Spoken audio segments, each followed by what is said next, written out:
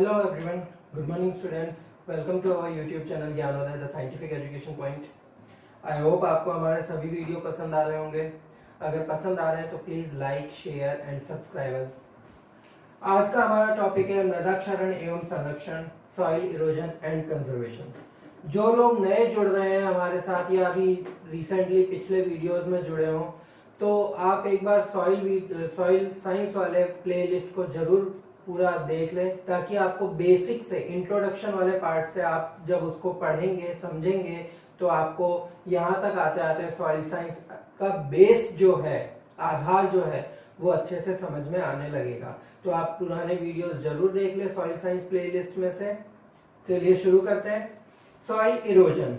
Erosion basically क्षरण. क्षरण क्या होता है कि अगर आपके ये इस जगह पे आपके ये सॉइल है, ठीक है, सॉइल है. अब आपको पता है मिट्टी क्या होती है, आपके कई सारे ये कण हैं, ठीक है, ये इसके अलग अलग कण हैं, सॉइल पार्टिकल्स जिसे हम बोलते हैं. जब मृदा के कण किसी भी कारक की वजह से अपने स्थान से हटकर यदि दूसरे स्थान पर चले जाते हैं तो वो क्या कहला रहे हैं, आपके मृदा क्षरण. याद रखिए, आप इसको अब तक जो पढ़ते आए हैं वो बहुत ब्रॉड टर्म में पढ़ते आए हैं कि मिट्टी का अपनी जगह से दूसरी जगह पर स्थानांतरित हो जाना मृदा क्षरण कहलाता है. Transfer of soil from one place to another is called soil erosion.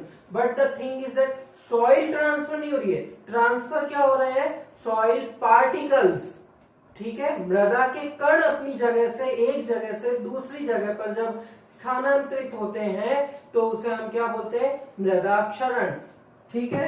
तो क्या हो गया आपके मृदा क्षरण, क्या हो गया, transfer of soil particles.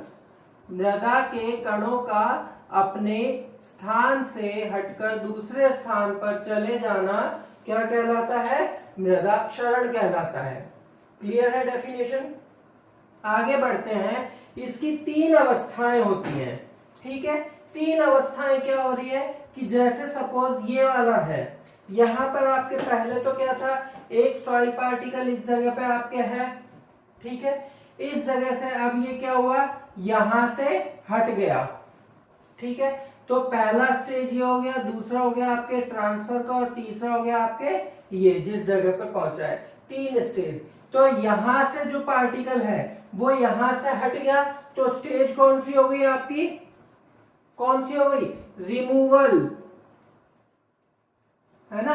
Particle का अपने स्थान से हटना, कणों का अपने स्थान से हट जाना, ठीक है, अपक्षयित हो जाना या फिर क्षरण हो जाना. फिर दूसरी स्टेज क्या हो रही है, इस जगह से वो कहा, किसी हवा के द्वारा, पानी के द्वारा या किसी भी कारण से मनुष्य के द्वारा एक स्थान से दूसरे स्थान पर जा रहा है.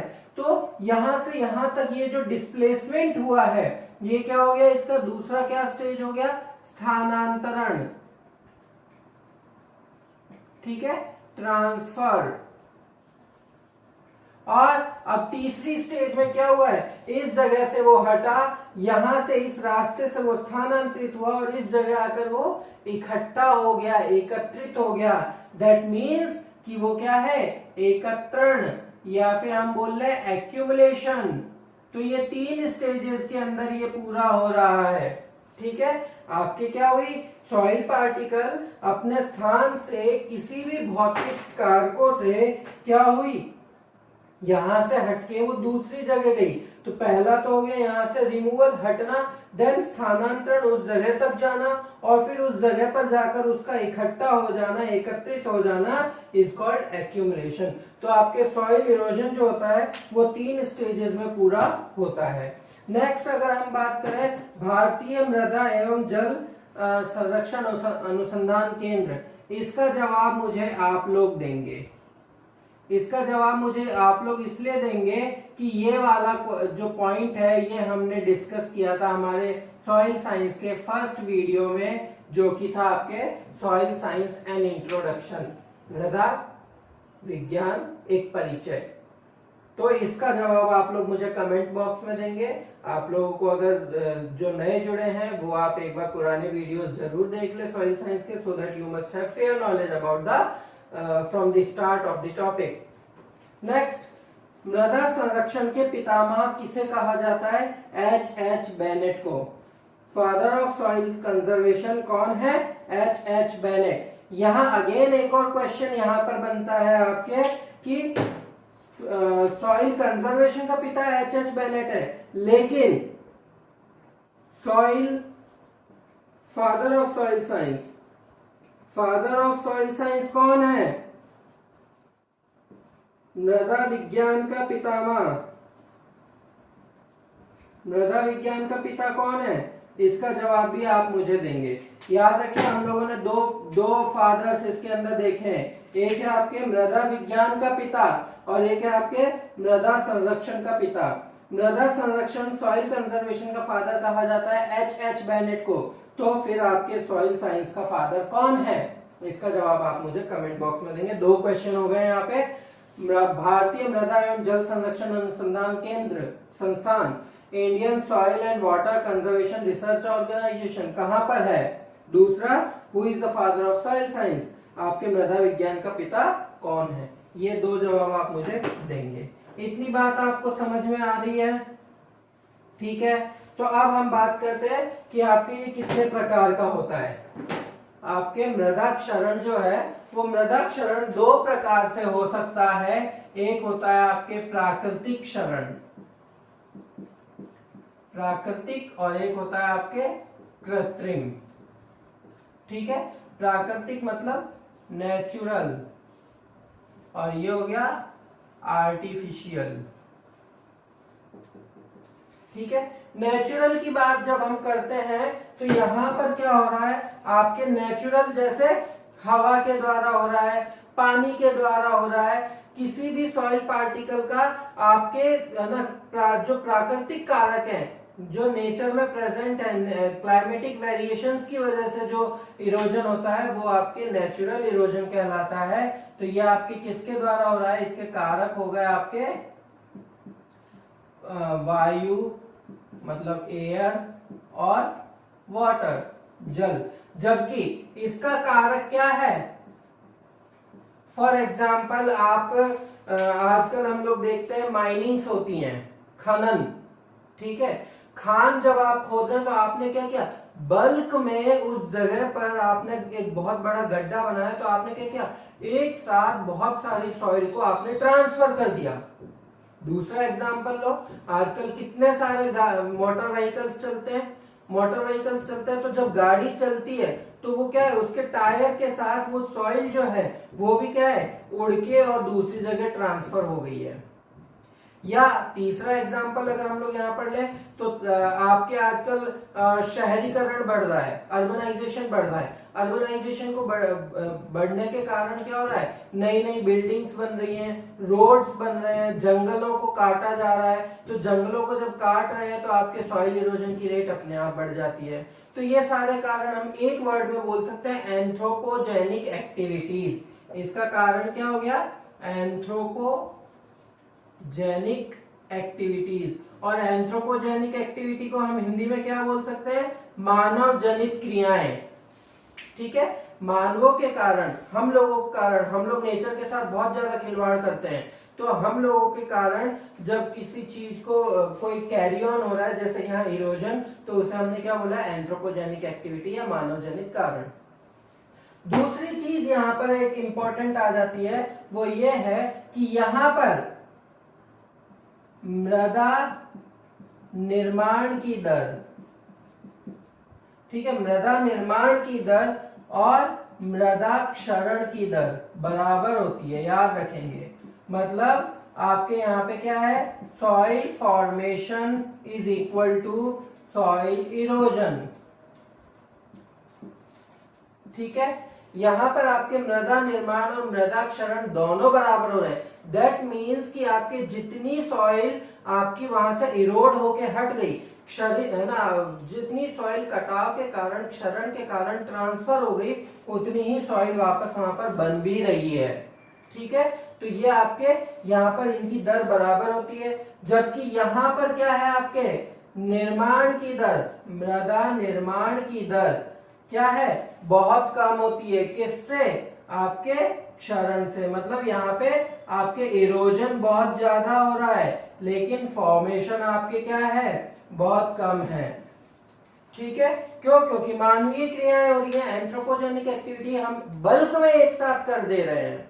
ठीक है, जबकि प्रकृति क्या करती है, अपने आप को मेंटेन करके रखती है कि जितना बन रहा है उतना ही हट भी रहा है। ठीक है, नेक्स्ट हम लोग अगर बात करें तो अब चूंकि हम मृदा निर्माण और मृदा क्षरण की दर बराबर है तो क्या होगा, आप इसे नग्न आंखों से नहीं देख पाएंगे। You can not see by your eyes. ठीक है, आप इसे नग्न आंखों से नहीं देख सकते हैं, विजिबल नहीं है ये। ठीक है, नॉट विजिबल है ये। जबकि ये आपके क्या है, इस तरीके का क्षरण जो है ये आपके विजिबल होता है, दिखाई देता है। जब आपके एक साथ बल्क में सॉइल वहां से हट गई है तो ये आपके क्या हो रहा है, इजीली आपको दिखाई दे जाता है, विजिबल होता है। ठीक है, क्योंकि यहाँ तो क्या है, जितनी हट रही है उतनी बन भी तो रही है, आपको पता ही नहीं चल रहा है। जबकि यहाँ पे बन तो कम रही है, हट ज्यादा रही है, तो आपको साफ पता चल जाता है कि यहाँ से आपके सॉइल जो है वो रिमूव हो चुकी है। क्लियर है, तो इस वजह से ये दर, इसकी जो रेट है, इस टाइप के जो इरोजन की रेट है, ठीक है, ये इरोजन की रेट बहुत स्लो होती है। ठीक है, बहुत स्लो है ये, क्योंकि प्राकृतिक कारणों से है। ये क्षरण यहाँ पर स्लो हो रहा है, इसीलिए फॉर्मेशन इसको बराबर कर पा रहा है। जबकि यहाँ पे आपके रेट जो है, रेट ऑफ इरोजन क्या है, बहुत ज्यादा है। रेट ऑफ इरोजन आपके बहुत ज्यादा होने की वजह से आपके क्या हो रहा है, निर्माण की दर अपने आप कम होगी, तो ये आपको क्लियर कट विजिबल हो जाता है। तो ये आपके कुछ इसके अंदर दो प्रकार का होता है मोटे मोटे तौर पे। एक होता है प्राकृतिक क्षरण, नेचुरल इरोजन, और एक होता है कृत्रिम क्षरण या आर्टिफिशियल इरोजन। नेचुरल जो होता है वो आपके नेचुरल जो भी प्राकृतिक कारण है, जैसे जल, वायु, इनके द्वारा होता है। जबकि ये क्या है, मानव जनित है, एंथ्रोपोजेनिक एक्टिविटीज की वजह से।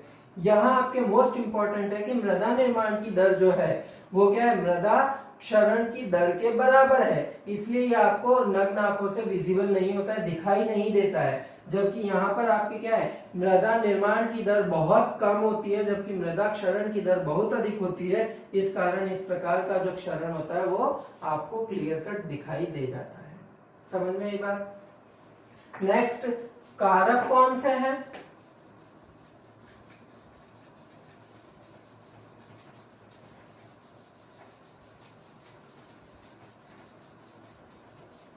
अब हम लोग यहां बात करेंगे फैक्टर्स ऑफ इरोजन। ठीक है, क्षरण के कारक। तो ये आपके दो चीजें, दो कारक हम इसके अंदर पढ़ेंगे। एक होता है आपके बाय एयर, वायु के द्वारा, और एक होता है आपके बाय वाटर, जल द्वारा। क्लियर है? जब वायु के द्वारा मृदा के कण अपने स्थान से स्थानांतरित हो जाते हैं, एक स्थान से दूसरे स्थान पर चले जाएं, तो उसे हम बोलते हैं वायु क्षरण। और जब आपके जल के द्वारा, वाटर के द्वारा मृदा के कण एक स्थान से दूसरे स्थान पर जा रहे हैं, सॉइल पार्टिकल अपनी जगह से ट्रांसफर हो जाते हैं, तो उसे हम बोलते हैं वाटर इरोजन, और यू कैन से जल क्षरण। क्लियर है? कॉमन सेंस वाली बात है कि अगर हम भारत के बारे में बात करें तो भारत में वायु क्षरण सबसे ज्यादा कहाँ है? बहुत फेमस क्वेश्चन बन जाता है यहाँ पे, वायु क्षरण सबसे ज्यादा कहाँ है? राजस्थान में। जबकि जल क्षरण कहाँ है? जहां पर रेनफॉल ज्यादा है, for example north eastern state, या यूं बोल दो, अगर एक शब्द में मैं बोलूं तो हिली रीजन, पहाड़ी क्षेत्र में, पर्वतीय क्षेत्र में जल के द्वारा क्षरण बहुत अधिक होता है। जबकि वायु क्षरण कहाँ है? प्लेन एरिया जैसे राजस्थान में। क्लियर है? तो ये आपके फैक्टर्स हैं इरोजन को, जिनके बारे में इंडिविजुअल हम लोग नेक्स्ट वीडियो के अंदर बात करेंगे कि वायु के द्वारा क्षरण वायु के कितने प्रकार का होता है, जल क्षरण कितने प्रकार का होता है, और इनकी संरक्षण की विधियां कौन कौन सी हैं। आई होप आपको हमारे वीडियो ये समझ में आया होगा। सो इन 2 क्वेश्चन के जवाब आप कमेंट बॉक्स में जरूर दें कि where does the Indian soil and water conservation research institute is located, भारतीय मृदा एवं जल संरक्षण अनुसंधान संस्थान कहाँ पर स्थित है, और who is known as the father of soil science, मृदा विज्ञान के पिता कौन है। जो नए लोग जुड़े हैं वो हमारे सॉइल साइंस की वीडियो शुरुआत से फिर देख लें, उनको ये आंसर जरूर मिल जाएंगे और आपको कॉन्सेप्ट भी समझ में आने लगेगा। Thank you, keep on watching us, like us, share and subscribe. Thank you very much.